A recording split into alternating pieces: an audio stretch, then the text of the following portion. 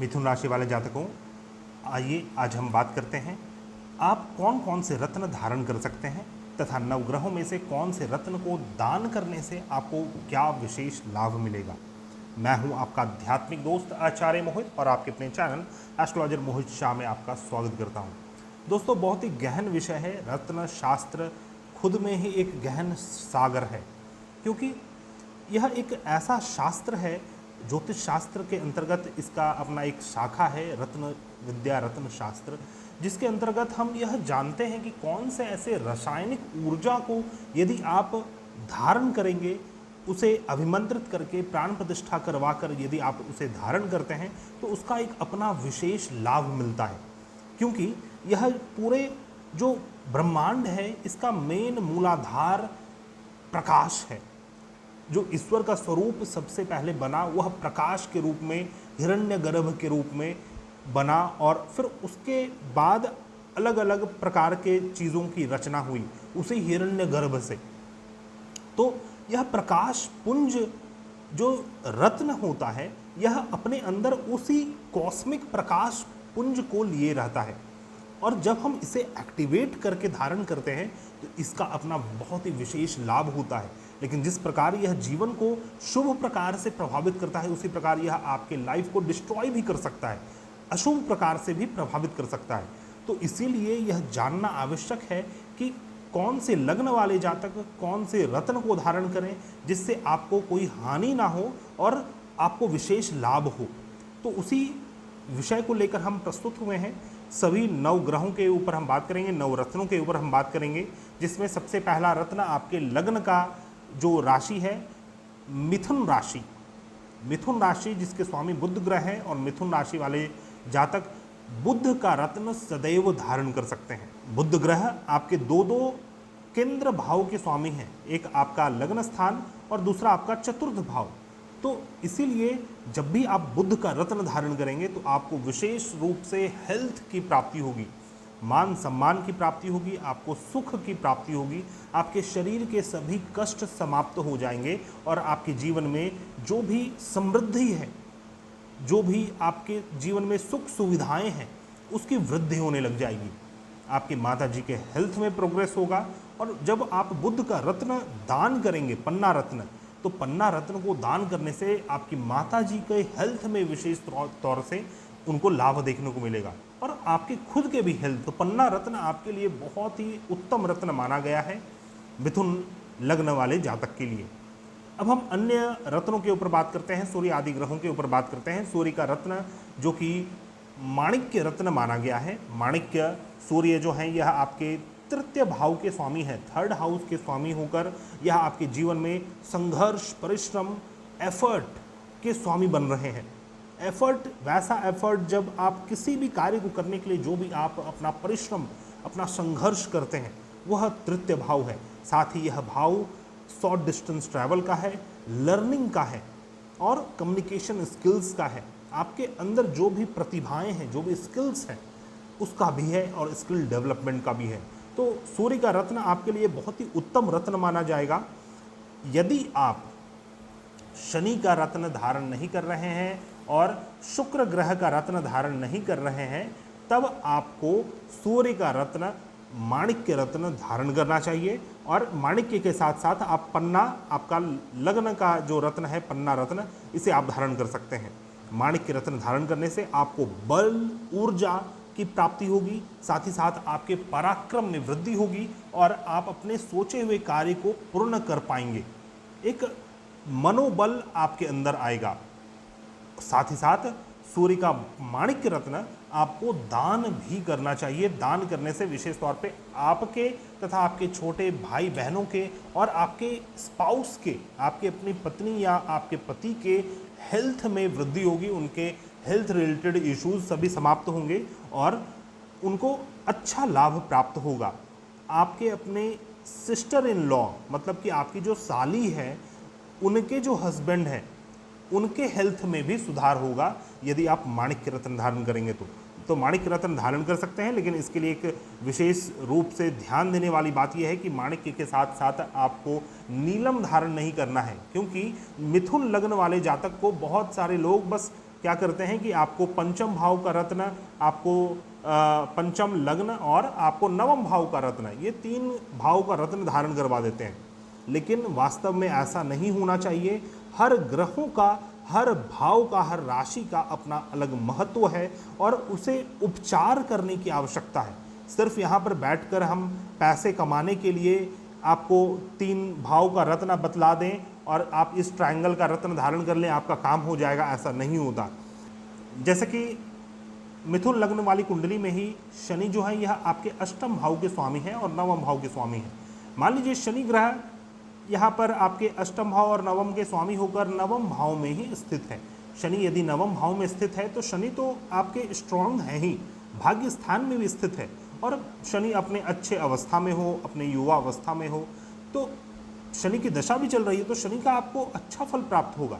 शनि आपका भाग्योदय में भी हेल्प करेंगे। तो शनि जब खुद ही अच्छे हैं तो फिर इसका रत्न धारण करवाने की आवश्यकता कहाँ है?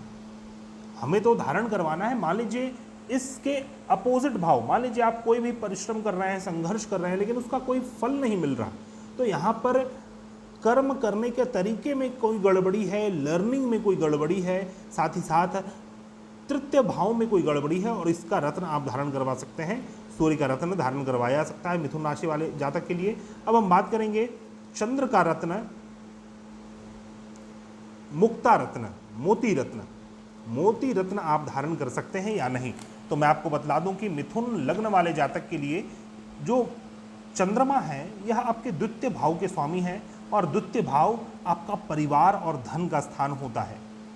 तो कई सारे विद्वानों का यह मत है कि मिथुन लग्न वाले जातक को मोती रत्न धारण नहीं करवाना चाहिए, लेकिन मेरा स्वयं का एक्सपीरियंस ये कहता है कि यदि आप बुध का रत्न पन्ना भी धारण ना करें, यदि आप शुक्र का हीरा भी धारण ना करें और शनि का नीलम भी धारण न करें, तब आप चंद्रमा का मोती रत्न धारण कर सकते हैं। चंद्रमा का मोती रत्न धारण करने से आपको मनोबल की प्राप्ति होगी और आपके धन में, आपके हेल्थ में वृद्धि होगी। और यदि चंद्रमा आपका अनुकूल है, मान लीजिए आपके शुभ भाव में स्थित है, आपके केंद्र भाव में स्थित है, तो फिर आप अवश्यमेव मुक्ता रत्न धारण कर सकते हैं। लेकिन इसके लिए आपको जो आपका बेस रत्न है, जो आपके त्रिकोण के स्वामी है, इसका रत्न आपको धारण नहीं करना होगा। इस चीज़ का आपको विशेष ख्याल रखना है। यदि धारण करने की आवश्यकता पड़ जाए तो आप मोती को दान कर सकते हैं। मुक्ता रत्न दान करते ही जो भी बैंक बैलेंस को बनाने में परेशानी आ रही है, या फिर घर रिलेटेड इश्यूज़ हैं, कुछ फैमिली रिलेटेड इश्यूज़ हैं, तो उसका समाधान आपको निकलेगा। वास्तु दोष का समाधान मुक्ता रत्न को दान करने से आपका निकल जाएगा। बात करेंगे मूंगा के ऊपर। मूंगा जो जिसके स्वामी मंगल ग्रह हैं, और मंगल आपके एकादश भाव के स्वामी हैं और आपके छठे भाव के स्वामी हैं, तो शास्त्रों का ऐसा मत है कि मूंगा रत्न को धारण नहीं करना चाहिए आपको, क्योंकि यह धारण करने से आपके अंदर क्रूरता उत्पन्न कर देगा और साथ ही आपका स्वभाव, आपका व्यवहार हिंसात्मक हो सकता है, जो कि आपके लिए अच्छा नहीं रहेगा। मूंगा रत्न को आपको दान करना चाहिए, धारण नहीं करना चाहिए। मूंगा रत्न दान करने से आपको बहुत ही विशेष लाभ की प्राप्ति होगी, और वह लाभ कुछ इस प्रकार से रहेगा कि यदि आप किसी बड़े वाद विवाद में फंसे रहते हैं, किसी न किसी रूप से आपका लड़ाई झगड़ा या कोई परेशानी आपकी हो जाती है, तब आप मंगल का रत्न दान कर सकते हैं। यदि मंगल आपके कुंडली में आपके अष्टम भाव में स्थित है, मंगल अष्टम भाव में बैठकर यहाँ पर उच्च के भी हो जाएंगे, तो मंगल का पावर बहुत ज़्यादा बढ़ जा रहा है। अब मंगल को शांत करने की आवश्यकता है। या फिर मंगल आपके इन भाव में है, द्वादश, आपके लग्न, चतुर्थ, या फिर आपके सप्तम या फिर अष्टम, तब आप मंगल का जो रत्न है मूंगा रत्न आप ज़रूर से दान कीजिए, इससे आपको लाभ होगा। और मंगल का जो मूल त्रिकोण राशि है यह मेष राशि है, जो कि आपके आय भाव में है, तो आय भाव का रत्न दान नहीं किया जाता है। लेकिन जब मंगल उच्च के हो जाएं, बहुत ज़्यादा बलवान हो जाएं, मंगल को शांत करने की आवश्यकता हो, तब आप दान कर सकते हैं मंगल का रत्न। अब हम बात करेंगे मंगल के बाद पन्ना के ऊपर हमने बात कर लिया है। अब हम बृहस्पति के रत्न पुखराज रत्न के ऊपर बात करेंगे। पुखराज रत्न भी आप धारण कर सकते हैं और दान भी कर सकते हैं, क्योंकि मिथुन लग्न वाले जातक के लिए जो बृहस्पति हैं यह आपके दो केंद्र भाव के स्वामी हो रहे हैं। एक तो आपका कर्म स्थान और दूसरा आपका सप्तम भाव। लेकिन यहाँ पर आपको पुनः ध्यान देने की आवश्यकता है कि यदि आप बृहस्पति का रत्न धारण करेंगे तो फिर आपको हीरा और आपको नवम भाव का रत्न शनि का रत्न नीलम, शुक्र और शनि को आपको धारण नहीं करना है। यदि आप पुखराज रत्न धारण करेंगे तो पुखराज के साथ साथ आप सूर्य का रत्न धारण कर सकते हैं। इसके साथ साथ आप चंद्र का रत्न धारण कर सकते हैं, लेकिन आपको शनि और शुक्र का रत्न धारण नहीं करना है। अब हम बात करते हैं पुखराज रत्न धारण करने से होगा क्या। सबसे पहले तो पुखराज रत्न धारण करने से बृहस्पति को आप शुभ कर्मों में आपको खुद को लगाने के लिए आप प्रेरित करेंगे। जैसे ही आप पुखराज रत्न धारण करेंगे आपकी प्रवृत्ति ऐसी हो जाएगी कि आपके कर्म शुभ हो रहे हैं, आपका धर्म अध्यात्म के प्रति आपका मन बढ़ रहा है, आपके कर्म धर्म अध्यात्म के प्रति बढ़ रहे हैं। साथ ही साथ बिजनेस व्यापार में आपको बहुत ही शुभ लाभ प्राप्त होगा। पिता के धन से आपको बिजनेस व्यापार में वृद्धि होगी, पिता से कोई सुख की प्राप्ति होगी। और किसी स्त्री की कुंडली में यदि मान लीजिए किसी स्त्री की मिथुन लग्न की कुंडली है और आप पुखराज रत्न धारण करती हैं तो आपको अपने पति से विशेष लाभ होगा और पति के माध्यम से आपको खुशियां प्राप्त होंगी। तो बहुत ही, अगर मान लीजिए आप स्त्री जातिका हैं और आपके पति आपके अनुकूल नहीं है या फिर आप चाहती हैं कुछ वैसे गलत चीज़ों में फंसे हुए हैं और उन चीज़ों से आप उन्हें निकालना चाहती हैं, उनका साथ चाहती हैं, तो फिर आप पुखराज रत्न आप अवश्य धारण कीजिए और इसका 2 गुना शुभ फल प्राप्त होगा। यदि आप धारण के साथ साथ आप दान भी करती हैं या फिर आप पुरुष भी हैं तो आप यदि पुखराज का दान भी करते हैं तो आपको बहुत ही शुभ लाभ होगा और यह आपके जीवन में सुख समृद्धि को बढ़ाने वाला होगा और विशेष तौर पे वैवाहिक सुख प्रदान करने वाला होगा, क्योंकि आपके विवाह स्थान के स्वामी हो रहे हैं और विवाह से चतुर्थ अर्थात 1 2 3 4 विवाह से चतुर्थ मतलब कि दशम भाव के भी स्वामी हो रहे हैं। तो बहुत ही उत्तम है यदि आप पुखराज रत्न धारण करते हैं और दान भी करते हैं। तो अब हम बात करेंगे पुखराज के बाद शुक्र का रत्न हीरा रत्न। हीरा रत्न आप अवश्यमेव धारण कीजिए और दान भी कीजिए, क्योंकि शुक्र आपके पंचम भाव के स्वामी हैं और आपके द्वादश भाव के स्वामी हैं। द्वादश भाव खुद में ही दान है, डोनेशन है। यदि आपके लाइफ में बहुत सारे लॉसेस लगे रहते हैं, शुक्र की स्थिति भी अच्छी नहीं है, तो आप शुक्र का रत्न दान कीजिए। मान लीजिए आप हीरा दान करने में असमर्थ हैं तो आप कोई उसका उपरत्न ही दान कीजिए, लेकिन आप दान अवश्य कीजिए। शुक्र का रत्न दान करने से आपको आपके जीवन में जो भी लॉसेस हैं वो रुक जाएंगे और पूर्व जन्म का जो आपका बंधन है, जो आपका प्रारब्ध है, क्योंकि पंचम भाव जो है यह प्रारब्ध का स्थान माना गया है। पूर्व जीवन के वैसे कर्म जो आपके साथ होकर आए हैं और जिसे आपको काटना है इस जीवन में, तो उस चीज़ को भी मिटाने के लिए हीरा रत्न आप दान कर सकते हैं। और यदि आप हीरा रत्न धारण करेंगे तो आपके जीवन में शुभता का आगमन होगा, आपके संतान से आपको अच्छे लाभ प्राप्त होंगे, शिक्षा अर्जन विद्यार्जन में आपको अच्छे लाभ प्राप्त होंगे और विशेष तौर पे आपके संबंध बहुत ही अच्छे हो जाएंगे, क्योंकि यह जो पंचम भाव है यह सप्तम भाव से एकादश स्थान में स्थित है। तो सप्तम से एकादश अर्थात सप्तम का आय, तो रिलेशनशिप पार्टनरशिप गठबंधन का जो आय है, जो शुभ फल है, उसकी प्राप्ति आपको होगी। लव रोमांस के संबंध में भी यह आपको बहुत ही उत्तम लाभ प्राप्त करवाएगा। बात करेंगे शनि के नीलम रत्न के ऊपर। शनि आपके अष्टम भाव के स्वामी है, साथ ही साथ आपके नवम भाव के स्वामी हैं। जब भी आप नीलम रत्न धारण करें, नीलम के साथ साथ जिस दिन आपने नीलम रत्न धारण किया है, शनि की कुछ वस्तुओं का दान भी आपको साथ साथ किसी जोशी को करना चाहिए। इसकी सहायता से आप इसके दुष्प्रभाव से बचे रहेंगे, क्योंकि यह शनि जो है यह आपके अष्टम भाव के भी स्वामी हैं। कई बार मैंने ऐसा देखा है, मिथुन लग्न वाले जातक को यदि शनि का रत्न धारण करवाया जाता है तो यह शनि का रत्न उनके शरीर को, उनके चित्त को बहुत जल्दी डाइजेस्ट नहीं कर पाता। इसका रीज़न है कि यह आपके अष्टम भाव के भी स्वामी हैं और अष्टम भाव जीवन में सडन इवेंट्स का है।